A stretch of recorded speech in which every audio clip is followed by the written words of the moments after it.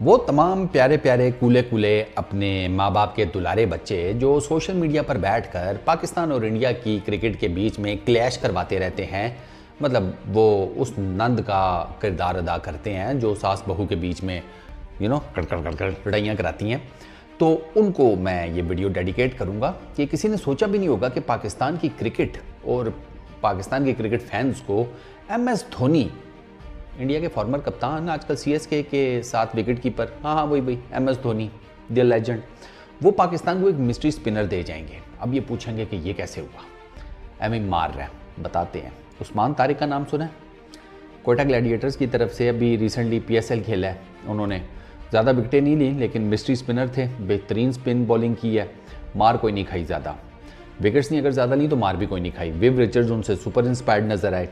उस्मान तारिक की background story ये है। उस्मान तारिक साहब दुबई के अंदर काम करते थे, जॉब कर रहे थे, परचेजिंग ऑफिसर थे या किसी इस तरह का कोई जॉब शॉब कर रहे थे परचेजिंग से रिलेटेड किसी कंपनी में।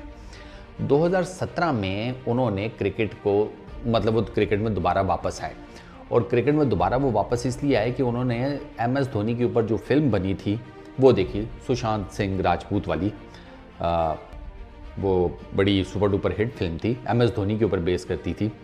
तो उस्मान ने जब ये फिल्म देखी ना तो उस्मान के जहन में ये आया कि यार जॉब तो मैं भी कर रहा हूँ, जॉब तो MS धोनी भी करता था। MS धोनी टिकट कलेक्टर थे, टिकट कलेक्टर से उन्होंने जनाब अपनी परवाज़ भरी एज ए क्रिकेटर। तो उन्होंने सोचा यार कि ये टिकट कलेक्टर था इंडिया के अंदर, तो ये वहाँ से उठकर MS धोनी बन गया, इसने अपने ख्वाब सारे पूरे कर लिए, तो मैं क्यों नहीं कर सकता। ये उस्मान तारिक ने 2017 में सोचा, और 2017 में फिर उन्होंने MS धोनी के ऊपर बनने वाली फिल्म देखने के बाद क्रिकेट को दोबारा खेलना शुरू किया। पहले खेलते थे लेकिन फिर ज़ाहिर बात है, नौकरी, बाल बच्चा, तनख्वाह, पैसे, ये गोरख धंधा जो मर्द फंसता है उसमें, तो वो उसमें फंसे। लेकिन फिर उन्होंने 2017 में वो वापस आए और उन्होंने क्रिकेट दोबारा खेलनी शुरू की। और अब उस्मान तारिक आपको पता है पाकिस्तान के मिस्ट्री स्पिनर हैं भाई, उनके ऊपर अगर काम किया जाए तो वो बड़े ज़बरदस्त किस्म के बॉलिंग एसेट साबित हो सकते हैं। लिमिटेड सी फर्स्ट क्लास क्रिकेट भी खेली हुई है, 3 day matches, 4 day matches, wickets भी ली हुई हैं। सिंध के अगेंस्ट, नॉर्दर्न्स के अगेंस्ट, सिंध के अगेंस्ट तो एक इनिंग में या कहीं उन्होंने 6 विकेट्स भी ली हुई हैं। मतलब डोमेस्टिक क्रिकेट में रेगुलर वो विकेट्स ले रहे हैं, लेकिन उन्होंने ज़्यादा खेली नहीं हुई डोमेस्टिक क्रिकेट। एक तो उनको डोमेस्टिक क्रिकेट ज़्यादा खेलनी पड़ेगी, ऑब्वियस सी बात है ना।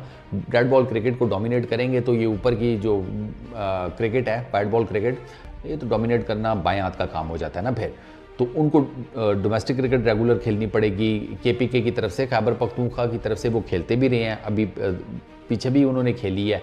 अब सीधा वो आ गए PSL के अंदर कोयटा ग्लैडिएटर्स में, और कोयटा ग्लैडिएटर्स ने उनको ठीक ठाक पॉलिश किया है, नज़र आता है वो कोयटा ग्लैडिएटर्स ने, स्पेशली विव रिचर्ड्स के अंडर, शेन वॉटसन के अंडर उन्होंने जनाब खेला है। तो फिर वो तो आपको पता है दोनों का, विव का तो अब अगर आप विव को इंस्पायर कर गए हैं एज ए स्पिनर, और आपको क्या चाहिए। तो उस्मान तारिक बेसिकली MS धोनी को देखकर क्रिकेट में वापस आए, वरना ये तो दुबई में लगे हुए थे अपनी नौकरी, वो जिसे कहते हैं ना, वो जो आप एक कोल्लू के बैल बन जाते हैं कि ठीक है सुबह उठो, दफ्तर जाओ, 6 बजे छुट्टी करके आओ, फिर वापस आकर घर की कामकाज में बीवी बच्चों के साथ लग जाओ। उनका वो सर्किट मेरा ख्याल है चल पड़ा था, लेकिन फिर अब उन्होंने वापसी की है। वो उस्मान तारिक को देखकर PSL में क्रिकेट फैंस हैरान हुए थे वैसे कि यार ये कौन है भाई, इस एज में आ गया क्रिकेट खेलने। लेकिन भाई साहब, ख्वाब पूरे करने की कौन सी उम्र होती है?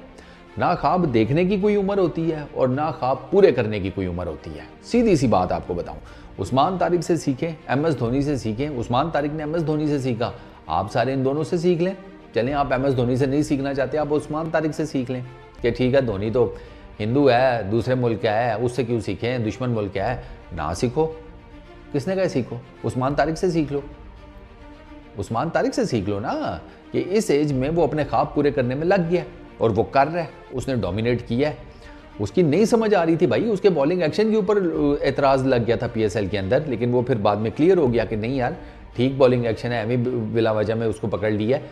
तो उस्मान तारिक भी लगा हुआ है, उसने सर अच्छे खासे बैटर्स को बैम्बूजल किया हुआ था। उसकी मिस्ट्री स्पिन वो नहीं पिक हो रहा क्योंकि वो एक ही उससे मार रहा है, मतलब एक ही जिसे कहते हैं ना रिलीज, और एक ही आर्म एक्शन है उसका जिससे वो जनाब अपनी मिस्ट्री स्पिन फेंक रहा है। उसने वो अबरार फिर भी लोगों को थोड़ा बहुत क्लिक हो रहा था, ये तो बिल्कुल नहीं हो रहा था उस्मान तारिक। आप पीएसएल में जाकर उस्मान की बॉलिंग देखें ना, वो सिर्फ इनएक्सपीरियंस की मार खा रहा था। उस्मान तारिक सिर्फ इनएक्सपीरियंस की मार खा रहा है। इसलिए मैं कह रहा हूँ ना कि जैसे जैसे उसने रेड बॉल क्रिकेट को डोमिनेट किया ना पाकिस्तान के अंदर, वो आहिस्ता आहिस्ता लर्न करता जाएगा और एक दो पीएसएल और वो खेल गया तो फिर आप देखेंगे कि वो जनाब ऑलमोस्ट अनप्लेबल हुआ होगा। तो ये जो मैं हमेशा कहता हूँ ना कि यार ये निकलो इन चीज़ों से कि ये हमारे इधर ऐसे होता है, तुम्हारे इधर ऐसे होता है, ये कंपैरिजन ना किया करो। ये बिला वजह में एक दूसरे से लड़ाइयाँ करने का कोई फ़ायदा नहीं है भाई। जिसने कामयाब होना होता है ना, वो कामयाब बनने के लिए किसी भी सीढ़ी को इस्तेमाल कर लेता है।